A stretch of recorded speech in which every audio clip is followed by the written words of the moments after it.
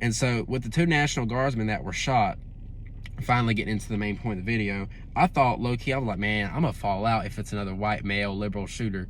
But I see what they did this time, because now it was an Afghan man, right? So kind of like the Middle East.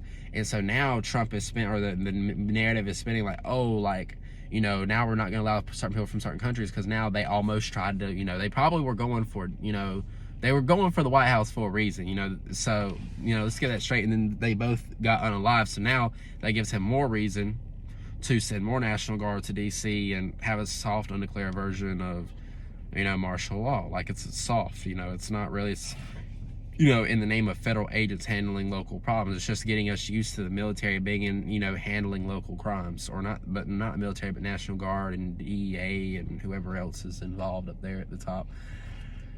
But main point is that literally this is all just to create civil war there. And again, that's why I'm not talking about what's right and what's not all specifically on this, because I'm telling you that there's such the real narrative, or that they're telling you their narratives to create division, because there's a little bit of truth to both sides. Like, are there sleeper cells here, and are they dangerous, and are they going to activate?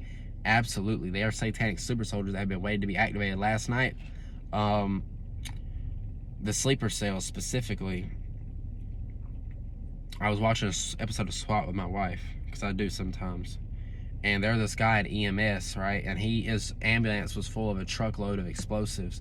And you guys got to begin to understand that when things begin to happen, I forgot who it was, but the NF something reported that there was 1,000 sleeper cells, like Al-Qaeda sleeper cells here, and that basically, and pretty much they were going on and on, or NCTC reported that like in September, and that's just what they're willing to let you know. There's a lot more than 1,000. Just being straight honest with you. I don't know if they said 1,000, but that's what has been, that's the narrative, at least on. And with that being said, it just goes to show you that the sleeper cells are here, and so they're with the goal of, they've embedded themselves into our police departments, fire and EMS services, and into our hospitals as well, to, when the time comes, to maximize chaos, confusion, and with the ultimate goal of maximizing casualties when the time begins. And they have a job to do, but more importantly, we have a job to do. Because as the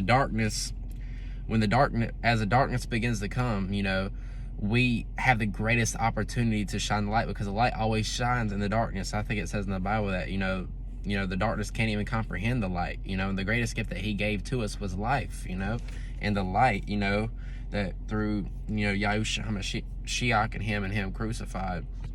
And so don't be surprised when you begin to see these things. And on the other end of it, they're using all the sleeper cells that have come in on purpose to now be able to just go after people and to set the narrative for the Civil War. So again, don't be surprised when you begin to see these things. And again, this is why, believers, you need to be moving in silence in this last hour. Don't tell everybody about your preparations. Don't tell everybody what you got going on, how the Most High's moving your life. Don't tell people that that aren't even the truth. And even with some people in the truth, you got to be careful, because some of them, you haven't really met them. You don't really know somebody, you know what I mean? Like, so just be careful with who you're telling stuff to, because you don't want to put yourself in a compromising position by.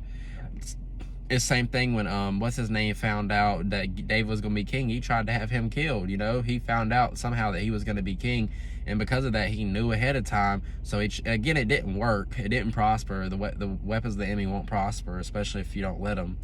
But still, the point being that don't tell everybody your blessings and everything you got going on, because if you do, like, it's just more of a hassle than anything. So with that being said, just know that I love you guys. And, be watchful, and trust is, even with your emergency services and all that, trust is earned, not given. Because some people, and again, I respect all of them, and I love all of them, but there are going to be some in there that, again, going to be riding through town with a truckload of, explosives in the back of an ambulance or whatnot. And then, example, with George Floyd in 2020, those cops were most likely, they may have not been from other countries, have been sleeper cells, but they were definitely activated to do that job, if you understand what I'm saying, and you understand where I'm going with that. That was an inside job to create the conditions, the foundations for the conditions of what's about to happen right now. And so I may play that video that I usually play after, but I'm unsure. But anyways, I love you guys. I'll see you next video, family. Shalom.